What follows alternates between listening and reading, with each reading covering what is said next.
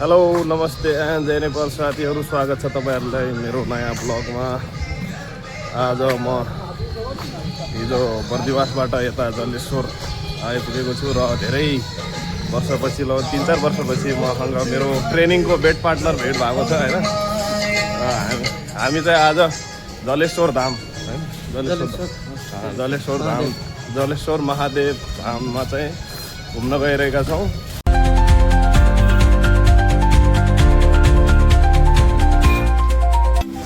हामी चाहिँ मन्दिर आइपुगिसकेका छौँ साथीहरू। यो चाहिँ राजा जनकले आफैले शिवजीको मन्दिर चाहिँ निर्माण गर्नुभएको हो।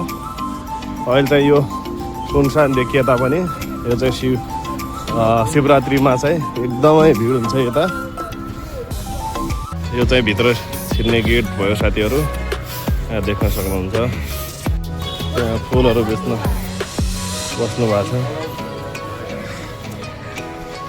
यो चाहिँ लक्ष्मी नारायणजीको मूर्ति यता छ। यो चाहिँ यो एरिया परिसरभित्रको भयो।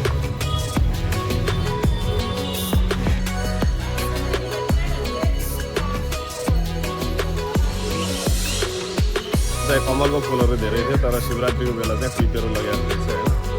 अहिले चाहिँ यता फोहोरहरू चाहिँ धेरै देखिरहेछ, अलि अव्यवस्थित छ यता। ठाउँ चाहिँ रमाइलो रहेछ। यो फोहोर बनाएको पनि हामीहरूले नै हो कि। शिवजीको मेन मन्दिर यहाँ जलेश्वरको यहाँ देख्न सक्नुहुन्छ।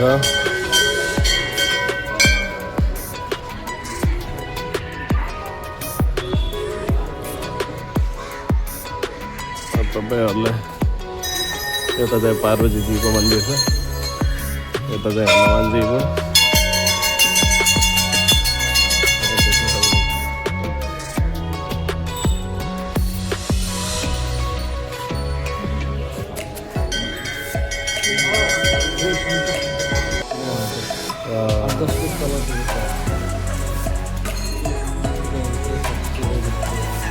तल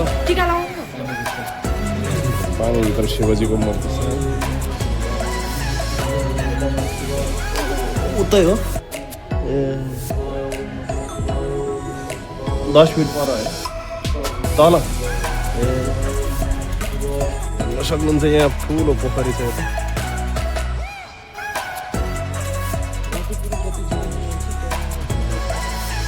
राति चाहिँ झिलिमिली हुन्छ है।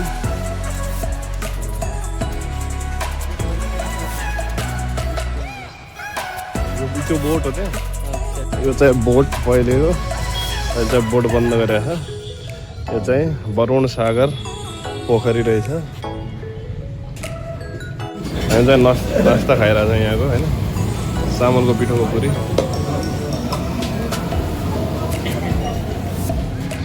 अथवा अरे साथीहरू कहिले खाएन, यो ब्याजीले जबरजस्ती गर्यो होइन। अब